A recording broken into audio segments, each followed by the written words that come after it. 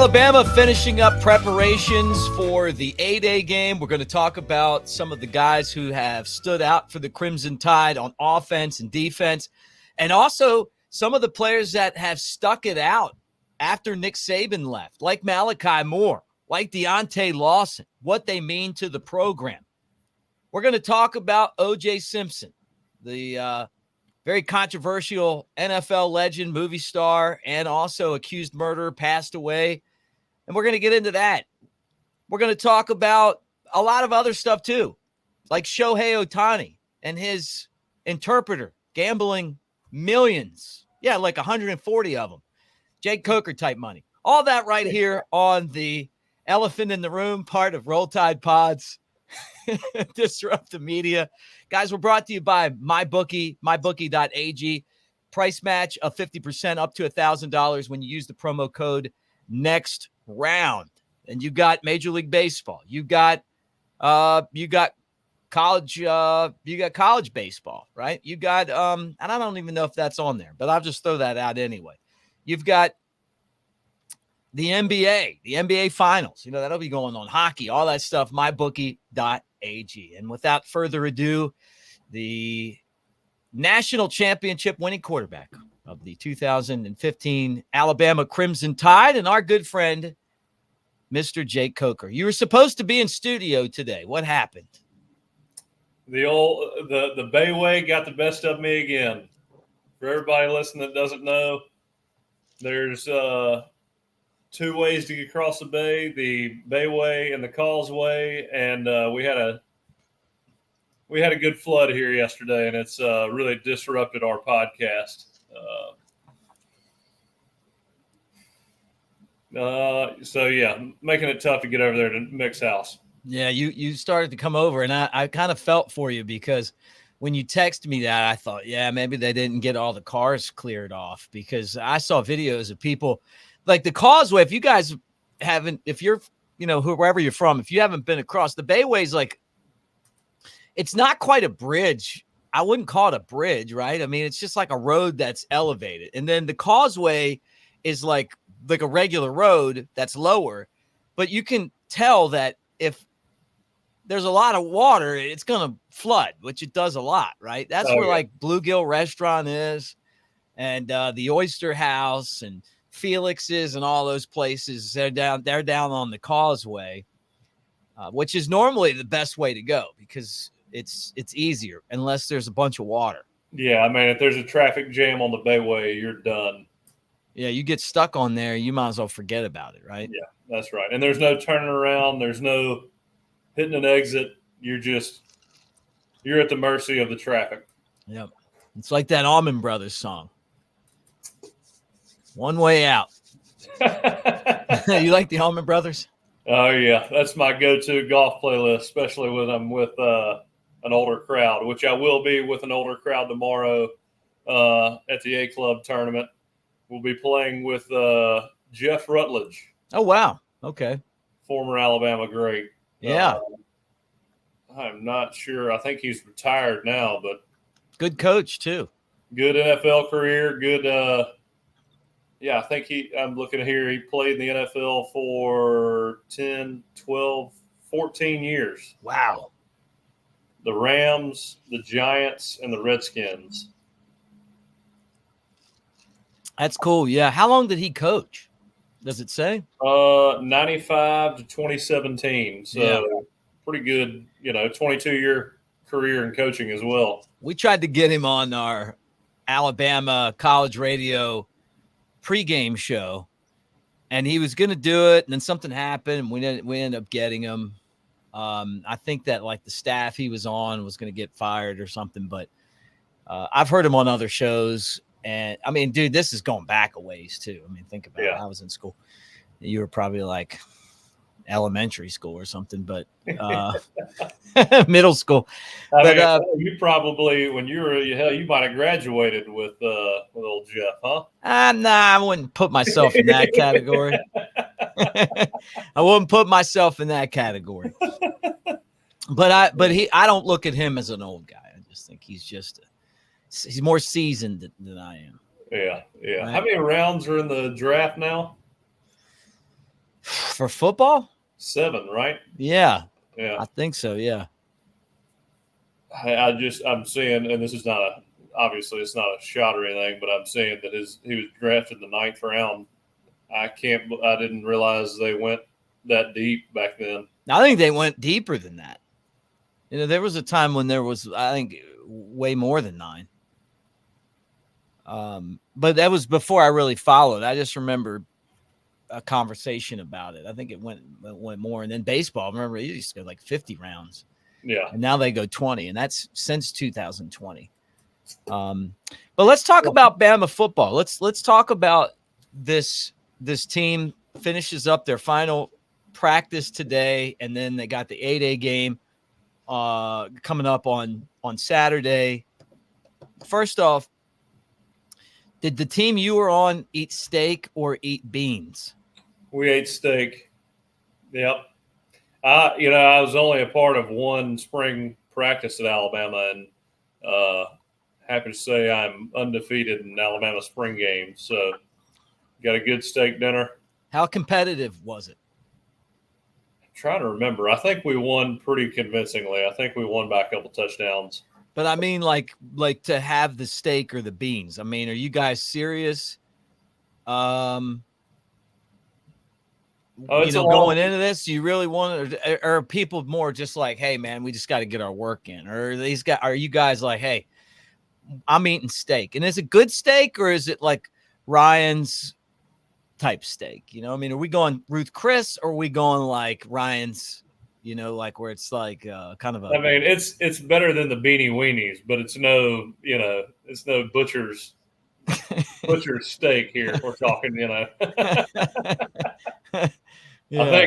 I think nowadays the steak is probably, a 16-ounce ribeye with the way that building is, at least with the kitchen they got now, I would imagine it's a pretty damn good steak nowadays. Have you ever had one of those tomahawk steaks before? Oh, yeah. Damn, them things are so good, man. Oh, yeah. Like I think they call them cowboy ribeyes at most places, especially out in Texas. I just like first off, I like the way they taste, but secondly, I feel manly when I'm eating them.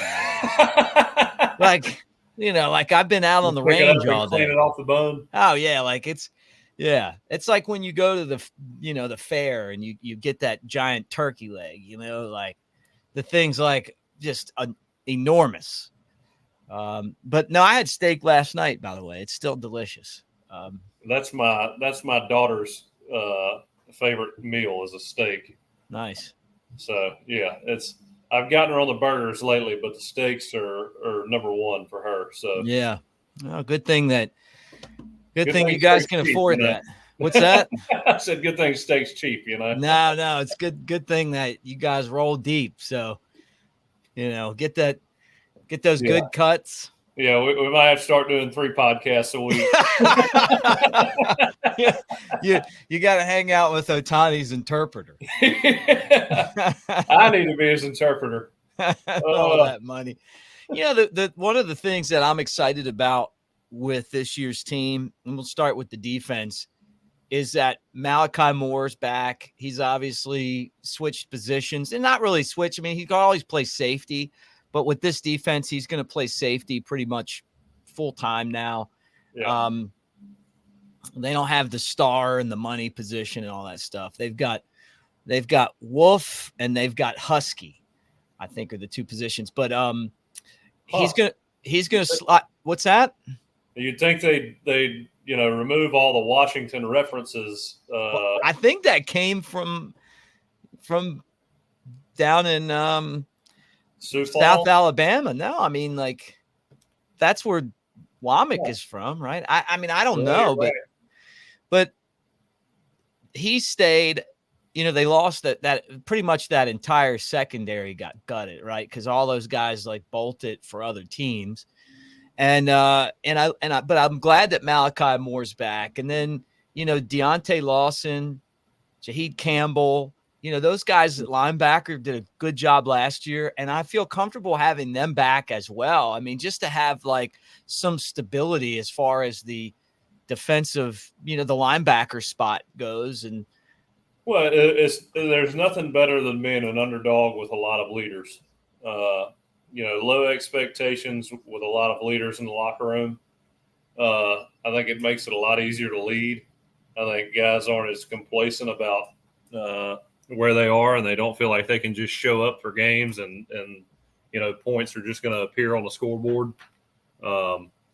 Complacency kills, and when you got leaders that all they have to do is really motivate every day rather than police everybody about their thoughts on being the best in the country without proving anything. I think sets the ceiling a lot higher for this team. Quintarius Robinson, someone that I probably should have mentioned at edge. Keanu Colt, a lot of people are saying that this guy's really turned some heads at practice. The junior coming off of the edge spot. And then you got to get after the quarterback. Some names that you'll recognize: Tim Smith and Tim Keenan III, Damian Payne, Jaheim Otis. I feel like for Alabama to have success, it really starts with putting pressure on the quarterback. Oh, always. Affecting the quarterback's the most important. I mean,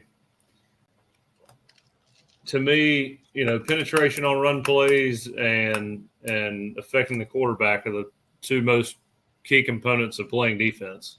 I mean, not allowing a running back to take time to pick his lanes and anticipate open holes, and then just the quarterback not having time to see his reads, get a good look at the defense, and feel comfortable back there. Even when you do have time, you still have that thought in the back of your mind that you got to get it out. You got to get it out. You're rushing. And, it doesn't allow you to play freely and openly like you usually would if you did have the ultimate confidence back there standing in the pocket. So, those key guys coming back. Deontay Lawson, love Deontay Lawson being back. I never really thought he'd leave. He's a Mobile guy, Alabama guy. A proven player on defense, and I feel like this is his year to take over as not just a leader as far as performance, but leading that team as a guy that everybody looks at for speeches, making an example, really carrying the load from a leadership standpoint. And Malachi Moore, obviously, I feel like he was that last year. Yeah. And now you've got him directing the secondary, getting everybody in the right spot, showing them how to watch film and what to look for as a player. Two really key positions in terms of leadership are going to be held by guys that understand Alabama and have something to prove in being kind of that class that leads us into this new realm of the head coach. So really a great opportunity for these guys. It was going to happen. Coach Saban was going to leave at some point, and got to take this as kind of a positive that you get to be the class that defines Alabama moving forward. Yeah, great points. And the defensive side of the ball is an area where obviously we're all concerned. The transfer portal opens up on Monday, and they'll get an idea of what they have.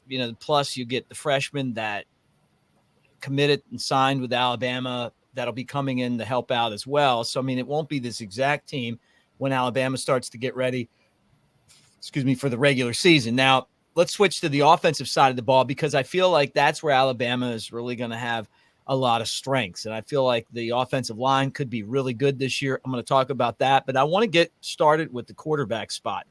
Jalen Milroe has this reputation of being an endless worker, right? Showing up early, being there before really anyone except like a trainer, that has to come early just because he wants to use every second of the day. We've heard Ty Simpson is improving. Dylan Laudergan can spin it. And Austin Mack is the quarterback that came from Washington with Coach DeBoer and his staff. This quarterback room seems stacked. Yeah, I think it's going to be extremely hard for Austin Mack. Brand new. I think he's this will be his second year of eligibility. brand new to this locker room. I think it's very helpful and says a lot that Coach DeBoer wanted him at Alabama. But I think he's got to develop and really understand the culture here at Alabama and find a way to lead those guys eventually. Having said that, haven't seen much of him, but you never know. Ty Simpson, feel like he's always been the guy that you could count on to come in and help manage the team and has all the skills in the world to be an elite quarterback. Just for some reason, he's always flown under the radar and maybe not has been as flashy and passing the eye test. But what I'm hearing from spring doesn't surprise me. He's playing very well, very consistent.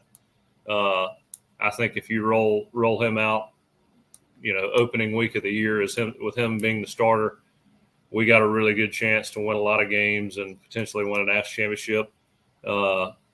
Lonergan, I've heard that guy is as talented as anybody that's played at Alabama in the Saban era. With the exception of maybe Bryce Young, but I hear he's got a really strong arm, spins the heck out of it. If he can understand this new offense, this new scheme, anticipate well and get the ball out, from what I hear in terms of passing, it's going to be hard to beat him. And then we all know Jalen Milroe, more than capable of winning a national championship with Jalen Milroe. I think Jalen really came a long way as a passer. Some of that intermediate passing, some touch balls could use some work. I think, his spot as a leader and as a starter is pretty safe. But then again, you always got to prove it. He's always going to have to. He's always going to have doubters, in terms of the way he throws the ball until he comes out next year. And looks like he's made a lot of improvements on that short to mid-range pass game.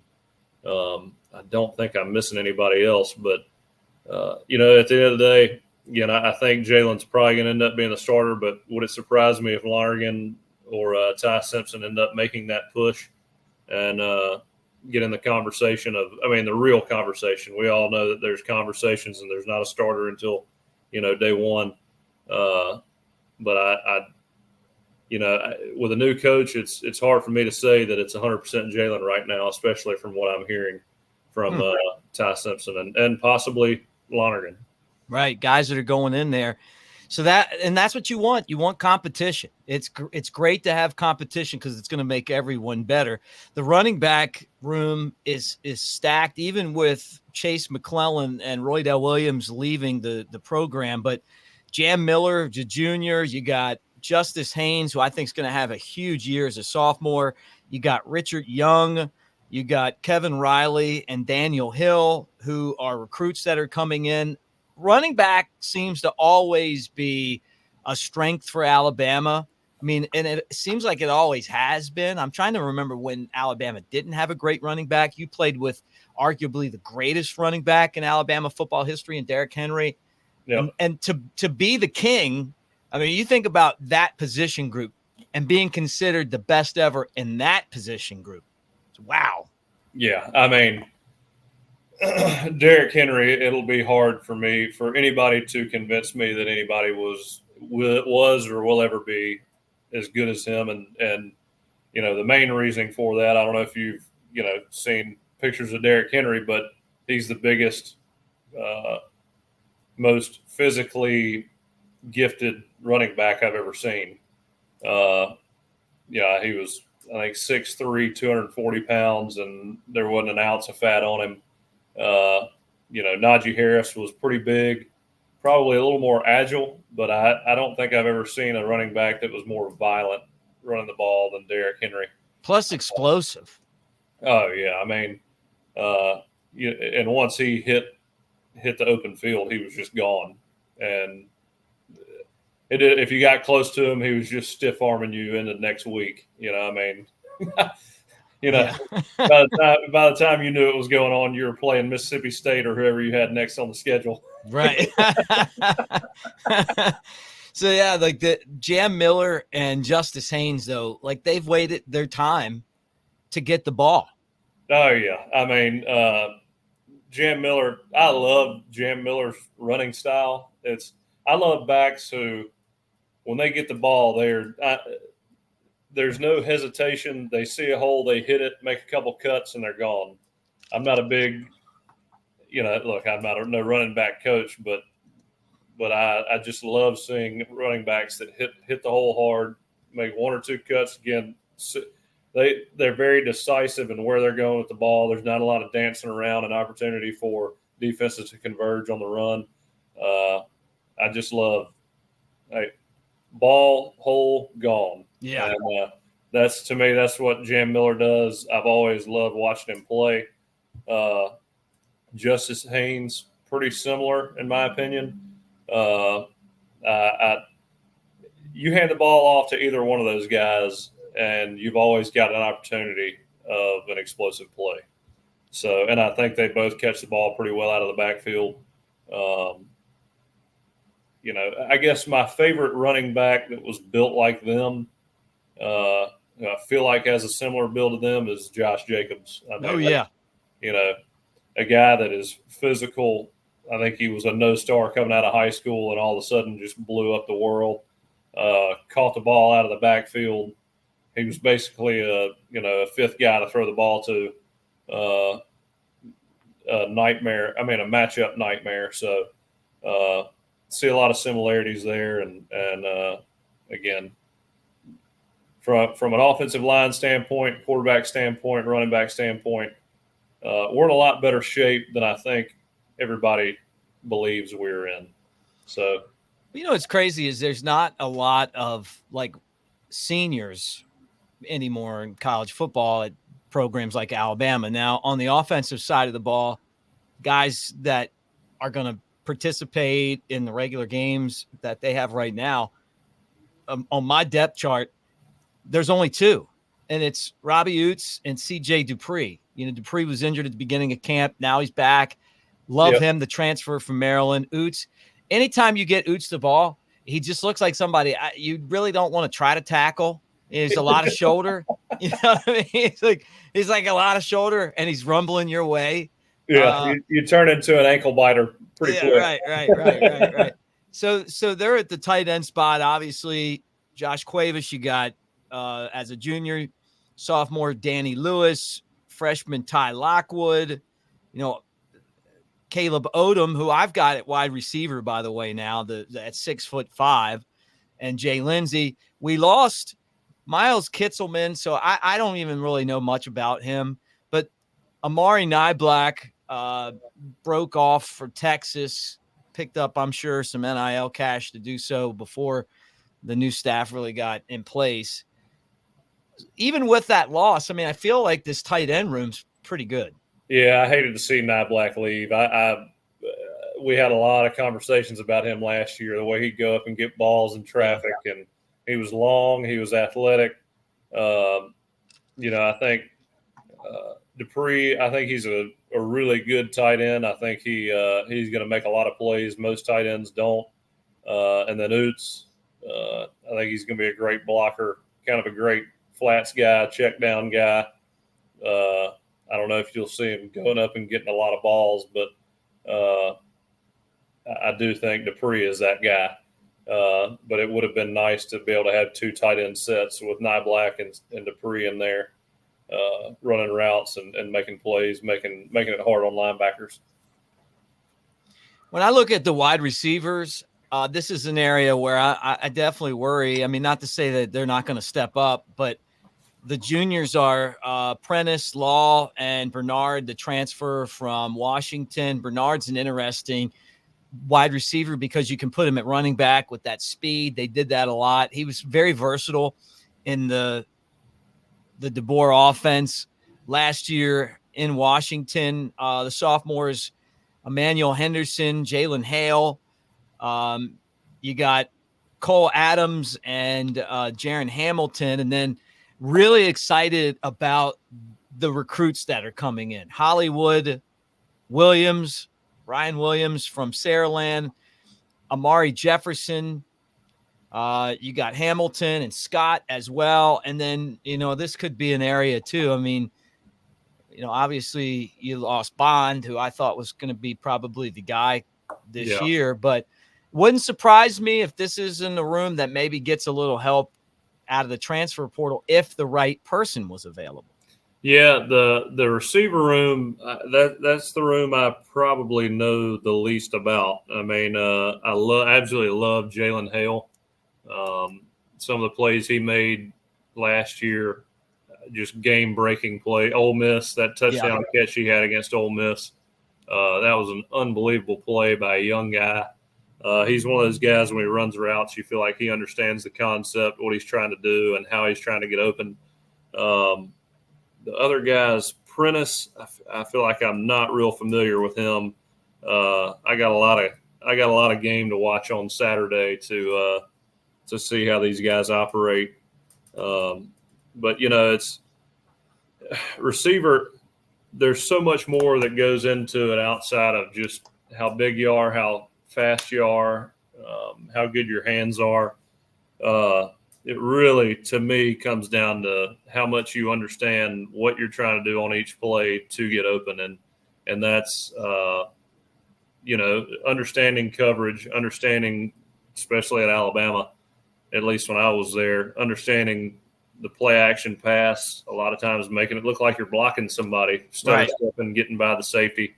Understanding the scheme and how to fake that, understanding what the defense is looking at, where their eyes are going to be, and disguising plays, especially run fakes, in a way that makes it look like run even from the back end. So going to be watching Saturday, hopefully, seeing some guys that really understand all that and understand how to use their body to get open.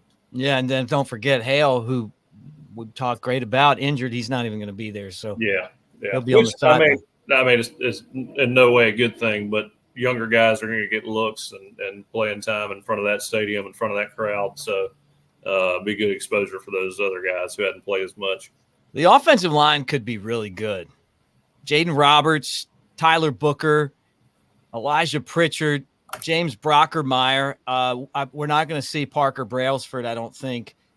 And then don't forget that Caden Proctor's transferring back. Yep. Miles McVee, Wilkin Formby. I mean, there's some dudes, man. Like, this could be. How many returning starters do we have on the offensive line coming back? I'd say 2. Well, if you get Proctor, 3, right? Yeah. Roberts, Booker, and Proctor. Yeah, and honestly, I think. Quarterbacks and receivers is very important in terms of chemistry and timing. But the offensive line, having a bunch of guys that have played together for a long time, probably goes the furthest in terms of execution and communication. Just understanding the guy's limits next to you, what he's good at, what he's bad at, how you're going to slip to the second level and how you communicate that. With 3 guys returning from last year and learning a new system, speaking a brand new language, and I guess flipping that page with guys you're familiar with is going to be very helpful up front. And at the same time, the young guys watching those older guys go through that process, allow them to acclimate to that new system much quicker as well. So, man, I tell you what, we go through this and you look at all the returning starters and the talent that we have out there. I mean, the only question mark to me is the wide receiver room, in all honesty. And I think Ryan Williams would come in and make an immediate impact. I know that we've got a bunch of athletes, but it's just all going to depend on, like we said earlier, how quickly they can understand their roles and how to be the most efficient as possible, whether it's run or pass game related. Well, and it's good to have a head coach who's a former receiver, because that's the area where he's going to really, like what Nick Saban did with the secondary, he's going to be the same way with the wide receivers. Yeah, and you watch him in these interviews, and you just get this feeling. it's pretty easy to respect and follow a guy that seems to be as transparent and a guy that practices what he preaches. To me, that's what I read when I see him in interviews, and I feel like I'm pretty decent at that, seeing that in somebody. I've met him, talked to him. Seems like the guy that he puts on in front of a camera. So having your head coach, a guy like that, kind of being the guy that's coaching you every day, you know exactly what he wants. You know exactly what he expects. The receiver room should be one of the best coached positions in the country on any team, Yeah. And I'll say this too. When your head coach, so when I was at Florida State, Jimbo was a quarterback guy, but at the same time, when he was watching plays behind us, a lot of what he watched, Coach Trickett had the offensive line, and I don't think he had to worry about the offensive line too much, and not to say he had to worry about the receivers anymore, but he watched the receivers so much because he wanted them to run routes the way he wanted to, so the quarterbacks knew what to expect and knew where to throw the ball. Even if, say, they had pressure on them early, they had the confidence in where that receiver was going to be to throw it before the break and get the ball out before getting sacked. So, I mean, he was on their ass, and there was no question where they should be, how many steps they should take, what their angle should be versus certain coverage. I mean, it was so dialed in because the head coach was so involved that it made the timing so precise on each route combination. So your head coach being involved in that day-to-day process of, all right, we're installing these 3 plays today, these 4 plays today. This is what I want. This is how we're going to run them. And he's watching every single route, making sure that everything is as precise as possible and how he wants it. Just makes it so much more clean. And so makes the quarterback feel so much more comfortable back there and knowing where his receivers are going to be. Yep. So we're excited. 3:00 on Saturday. If you can't be there, and we want all you guys to be there, you can watch on ESPN. It's the spring game that they're putting on. So we'll get an idea of, what things are going to look like with Kalen DeBoer. It'll be the first time that we've watched an Alabama football game without Nick Saban on the sideline since Mike Shula in 2006. Just really crazy to think about. All right, let's switch gears. Now I want to talk about O.J. Simpson, another former football player. And he passed away. He died of cancer. This guy was, what a crazy story. I mean, when I was a kid, I remember him from the movies. He was done playing football before I ever saw him, but he was in Naked Gun. He was just like it was in all these commercials for like rental cars and stuff. He was very famous, very beloved. And then, his wife and her friend, and probably her boyfriend, were murdered. And then he ran from the police. It was on national television. Do you remember that? No, I mean, I've seen the White Bronco a million times, I feel like. Well, think about like that. It isn't like it is now. There wasn't as many stations, and everybody had helicopters following the White Bronco with OJ in there. And it was so obvious that he did it, yet it was kind of like one of those trials that when they, when it finally happened, it just became a spectacle. And then, he was found innocent. I mean, it takes 12 people to convict somebody. And I think anybody with common sense looked at it and thought, hey, there's zero chance that he didn't do it. But the prosecution blew it, right? I mean, It was just one thing after another. They transported the blood or evidence away from the crime scene and then brought they just it back. did dumb stuff. And I mean, it was basically that he had the best lawyers that money could buy, and then he was dealing with people that just got he basically won because his lawyers were better. Including Johnny Cochran, the late Johnny Cochran. If the glove doesn't fit, you must acquit. Well, every time Stephanie takes up for my Jake, I'm always like, "Who are you, Johnny Cochran?" It's like he became like I'd say the most famous lawyer in the country because of the case. So then OJ got away with it, and then he ended up like being involved in like he had to sell a lot of his stuff and then tried to get it back by stealing it or something. And he ended up going to jail for a long time. Yeah. And then got out, and then and a lot of people felt like he went to jail because they didn't get him on that. It was almost like the RICO law that they used to get, the mob. And and then he got out, and then we'd see him tweet, every once in a while, and then he died of cancer today. So it's such a, like it really is just absolutely crazy, the whole thing. I mean, him as a football player at USC, great. Him as a Buffalo Bills player, great. Him as an actor, great. And then, obviously, if he didn't murder his wife and her boyfriend, who won it? He'd have been the most beloved sports figure in American history, probably. Yeah, really. I mean, and it's because he was. I mean, again, I wasn't old enough at the time to truly understand, I guess, his presence in terms of fame. But when you watch the documentaries and you watch the way people talk about him back in that day, it seemed like, I mean, he transcended. He was probably top 5 most famous people in the country at that time. Yeah. Well, when they said not guilty, I mean, it was just like, what? Yeah. And a lot of people felt like there was more to it than just making him not guilty. I mean, there was just a lot of strife out there. There was definitely some undertones of things that happened in the past that might have, really shouldn't have had anything to do with it, but definitely could have. And all in all, it's part of American history, but I didn't realize that he was even sick. But I don't really follow O.J. Simpson on a regular basis. But your thoughts on the juice? I mean,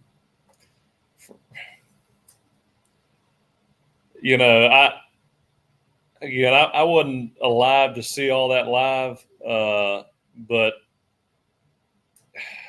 the jokes and all the things that I saw him do after the fact, it's pretty sickening. I mean, the book he wrote, If I Did Do It, I mean, I don't know, man. He's not the kind of guy I'd want to get to know or spend any time around. That's for sure. Yeah, but kind of feel I'm kind of with you on that too. Just because you got away with it in the courts doesn't mean that you got away with it, and the you feel bad for the families of Ron Goldman and I can't imagine what I'd do if I was Ron Goldman. Yeah, his dad and his family and Nicole Brown Simpson. So anyway, yeah, he passed away. And also, like, I wonder how, like, if you're the Bills or if you're USC, do you have like a moment of silence? Do you wear a patch on your uniform? Like I think they're trying to forget. It's just another day, right? Yeah. I think they're trying to forget. Ladies and gentlemen, please remove your hats and put hands over hearts. Oh man, it's been like a roller coaster of memories when I like heard this today, and I'm like, man, like, because I did live through it. I mean, I was like, wow, this could this really, could he really not have done it? I mean, like, well, that's you use your common sense, and there's like, your common sense tells you, yeah, right. Yeah. I mean, that's what you with 95% of your heart, you believe he did it, and you're like, there's 5% that, I mean, maybe he didn't, but then you go on and you do all the things that he did, I saw some TV reporters, showing what some of the pranks he'd pull, and he'd sneak up on somebody and act like he was stabbing them. It's like, I mean, you mean like after or before?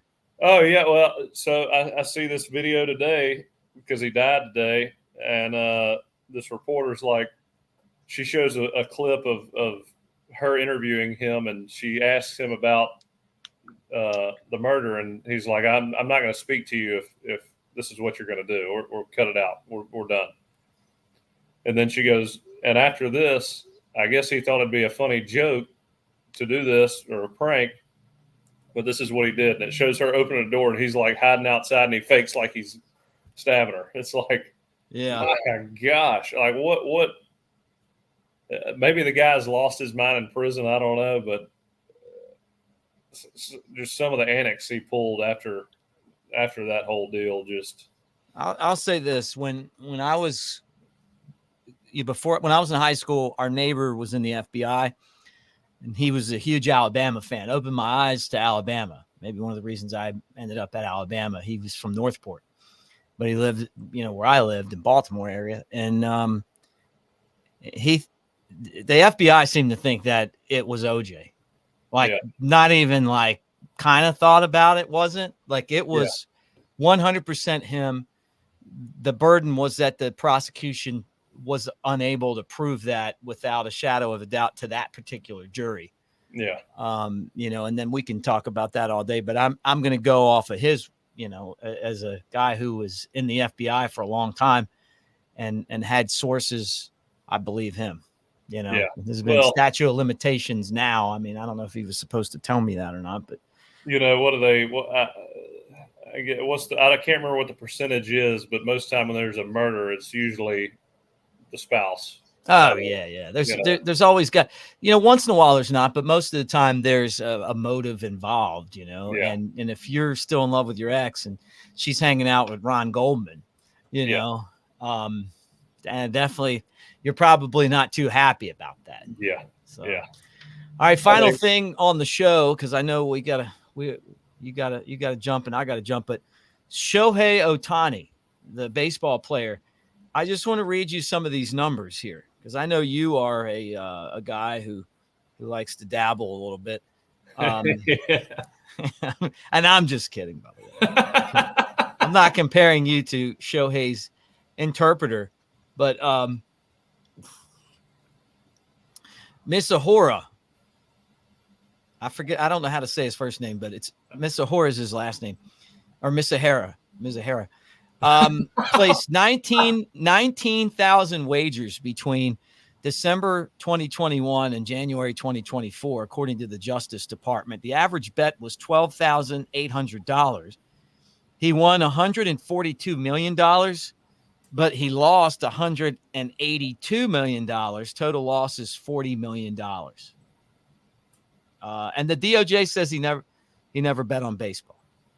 So would an interpreter that's making you make $80,000, maybe you get up to $300,000. Let's just say, I don't even know, but would bookies advance a guy that kind of cash? And Ohtani says that it was stolen out of his account. I don't know if I'm having a tough time believing. I mean, that's garbage. I mean, he's done. That's just, you don't believe that right. You don't believe that someone would not notice $40 million or whatever out of their account. No, I mean, no. It just doesn't add up, right? It would be a person like Ohtani that would bet like that. Yeah, I mean, my parents noticed 4 beers missing out of the fridge. How do you miss $40 million? They noticed a little bit of bourbon out of it. Out of that wild turkey bottle. I mean, $40 million. I mean, what? And I don't know if this is. I keep seeing this clip of Ohtani and his interpreter, and they asked how he met, and he's like, "We actually met on a gambling binge in Vegas." And I mean, it's all just like it all lines up. You created this. I can't even imagine if I had that kind of money just pissing it all away through an interpreter gambling for you. I mean, just. Well, the good news for Ohtani is that this guy, it sounds like this guy's taking the fall. I don't know if I just everything in me tells me that this whole story's bullcrap. And then on top of it, like if this guy's willing to take the rap, and he may even have to serve some time, then Ohtani's got a pretty good friend, because because look, they kicked out Pete Rose for gambling. Now he bet on baseball. Maybe this guy didn't bet on baseball, and that does matter to me. Yeah. Because it's if they just bet on sports and they say it wasn't baseball, they got wrapped up in this, or this guy got wrapped up in it. It's not the same as influencing the results of competition to bet. If you want to go bet, say Ohtani, I'm sure his interpreter probably lost a lot of money betting on Alabama in that Iron Bowl. They gave up the 14. I'd love to know if they were betting SEC football. And gave up the 14, but we won, right? Anyway, I have to get Ohtani's phone number. I'll be his pick service. Yeah, the Dodgers gave him $700 million, and this is how the career of Shohei Ohtani starts. Oh, 10 years, and it's all backloaded, right? $2 million a year until he leaves in 10 years, and then they owe him basically back up a truck full of money. But anyhow, all right. Well, look, man, that's a good show today. Let's get back together again next week. I want to remind everyone that we're presented by Lance's Lock, lanceslock.com. Now is a great time to check out Lance's Lock, get you set up with the NBA. You've got, obviously Major League Baseball going full swing right now, and swing over to mybookie.ag. Use the promo code next round for 50% price match up to $1,000. And I've got a couple buddies that are really enjoying it right now, having a good time with, very safe and reasonable gambles, not millions like Ohtani. I mean, and look, I figure it's like this, like I'm being serious. Like I have no problem, with people gambling. I think it's fun. Yeah. But you got to be responsible when you do it. It's like consider it like a night out or something like that, and not trying to give a public service, but, you don't want it to become something where you're constantly chasing money. Just, hey, man, you know what? Here's 10 or 15 bucks for the game. Makes it a little bit more fun. I mean, it's like McConaughey says. I mean, he's got more money and knows what to do with. He bets $100 here and there just to pull for a team. Just have a good time, man. Just have a good time with it and don't abuse the privilege. Yeah. All right. That does it for us. We'll get back to you guys next week. We'll talk about the 8A game and other stuff going on in the world of Alabama athletics. For Jake Coker, I'm Mick Gillispie. Like and subscribe. Give us a thumbs up, please. Get in the comment section. Tell us what you think. And finally, and most importantly, roll Tide. Roll Tide.